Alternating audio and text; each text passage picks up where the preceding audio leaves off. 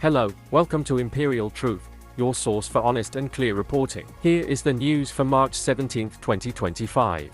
Over the weekend, Florida experienced significant fuel shortages, leading to long lines at gas stations and frustration among residents.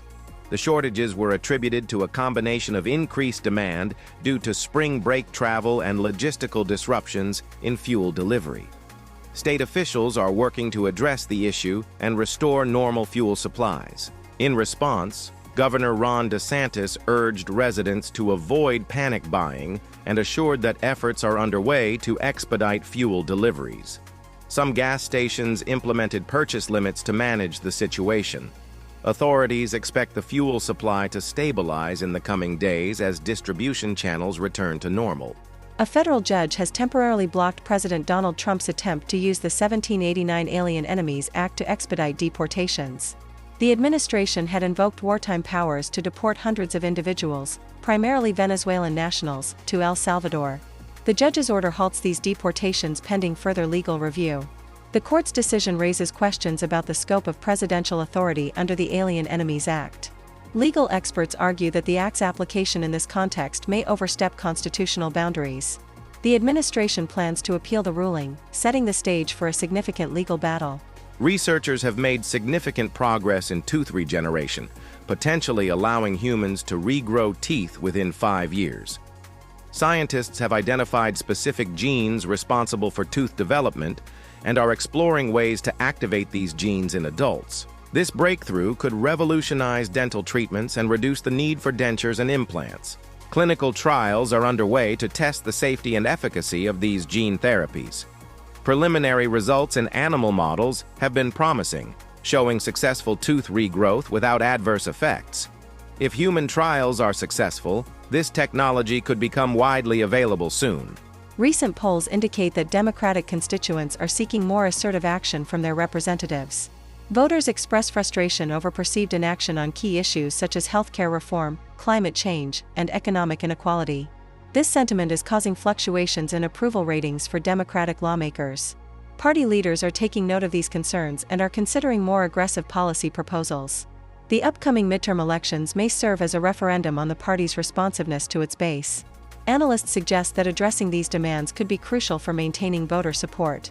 The U.S. military conducted airstrikes targeting Houthi rebels in Yemen, resulting in at least 53 casualties, including women and children.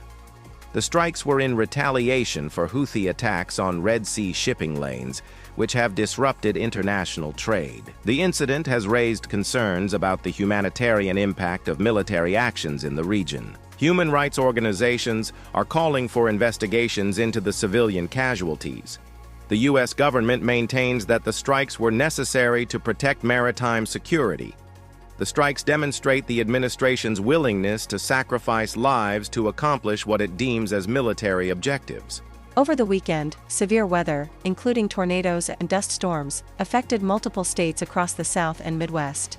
The storms resulted in at least 36 fatalities and caused extensive property damage.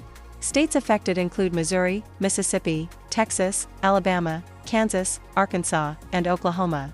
Emergency services are conducting search and rescue operations in the hardest-hit areas.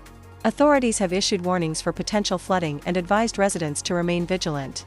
A controversial study suggests that human intelligence has been declining since the Victorian era.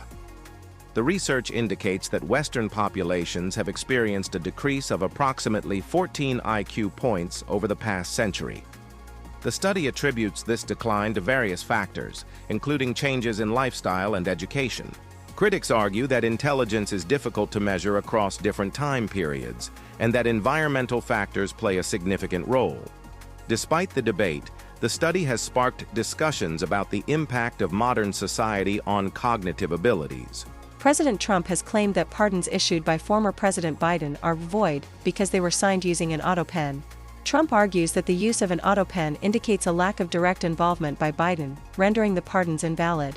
Legal experts, however, state that the method of signing does not affect the legitimacy of presidential pardons. Historically, presidents have used auto pens for various official documents without legal challenges. The White House has not made direct comment about Trump's comments.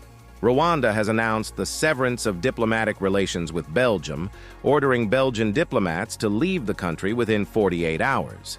The decision comes amid escalating tensions over accusations of Belgian interference in Rwanda's internal affairs. The move marks a significant deterioration in relations between the two nations. Belgium has expressed regret over Rwanda's decision and is assessing its diplomatic options. The European Union has called for dialogue to resolve the dispute. The Trump administration has proceeded with deportations despite a federal judge's order to halt them.